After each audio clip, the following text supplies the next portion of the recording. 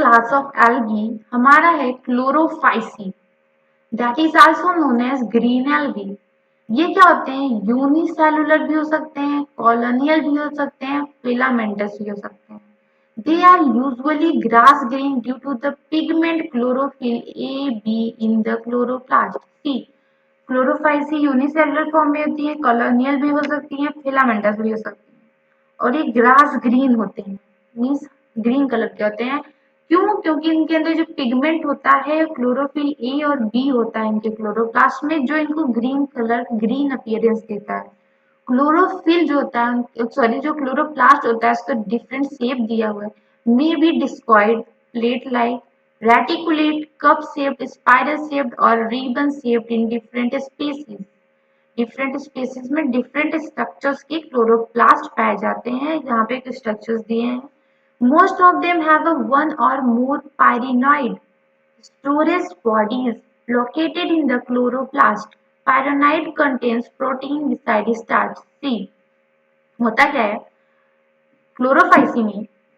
One or मोर, ये बहुत important है कि एक भी हो सकता है और एक से ज्यादा भी हो सकता है। क्या? पायरिनॉइड एक तरीके का स्टोरेज बॉडी है। और पायरिनॉइड प्रेजेंट कहाँ होता है? तो क्लोरोप्लास्ट में होता है। पायरिनॉइड में होता क्या है? यहाँ पे प्रोटीन होता है अंदर, प्रोटीन आप मान लीजिए, और उसकी सराउंडिंग में होता है हमारा स्टार्च। ये क्या है? हमारा प्रोटीन है, एंड ये क्या है? हमारा स्टार्च है। तो एनसीईआरटी में ये लाइन है, तो इसको आप लाइन को याद रखें, कंफ्यूज ना हो कि इस डायग्राम के थ्रू कि pyrenoid contains protein beside starch, मतलब स्टार्च जो होता है बाहर होता है और प्रोटीन अंदर होता है, और पायरिनॉइड के अंदर दोनों पाए जाते हैं।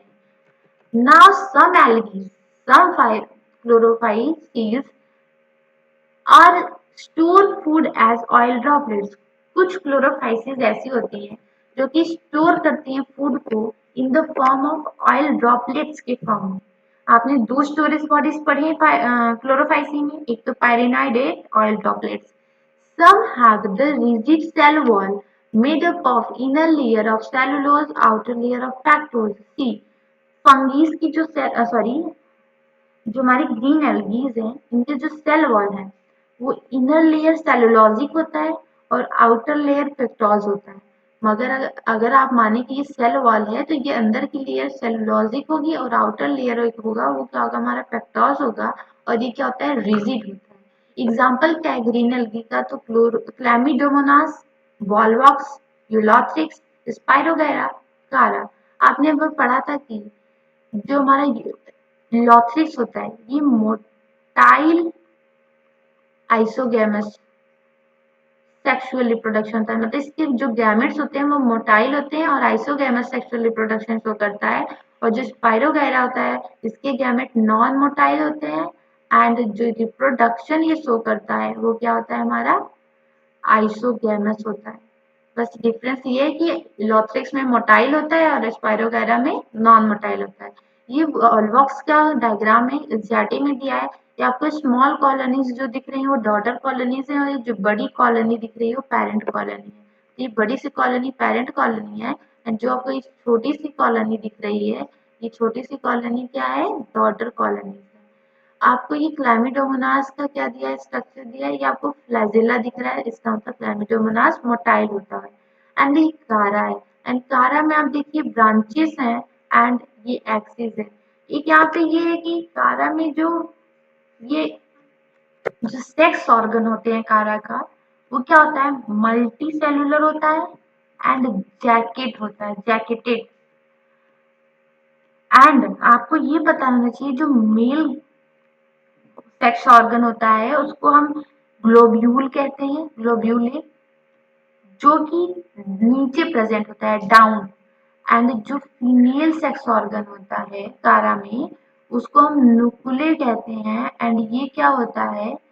ऊपर प्रेजेंट होता है, दैट इज अपवर्ड प्रेजेंट होता है। ये आपको पता होना चाहिए, पीवाईक्यू में इसके बेस्ड क्वेश्चन है, इसलिए मैंने आपको पहले ही बता दिया। नाउ मूव करते हैं रिप्रोडक्शन, दैट इज जो हमारी क्लोरोफाइसीज हैं उसमें वेजिटेटिव रिप्रोडक्शन भी होता है, ई सेक्सुअल रिप्रोडक्शन है, सेक्सुअल रिप्रोडक्शन तीनों होता है। वेजिटेटिव रिप्रोडक्शन फ्रेगमेंटेशन के थ्रू होता है और bye formation of different spores के थ्रू। ये थोड़ा कॉन्ट्राडिक्टरी लाइन है क्योंकि स्पोर्स के थ्रू हो रहा है तो यहाँ पे सेक्सुअल रिप्रोडक्शन भी इसको कह सकते हैं, बट एनसीईआरटी में दिया है कि vegetative reproduction is by fragmentation as well as by formation of different types of spore, और asexual reproduction is by the flagellated zoospores produce in the zoosporangium. Flagellated है जो जूस्पोरेंजियम में produce होते हैं वही एसेक्सुअल रिप्रोडक्टिव ऑर्गन्स है।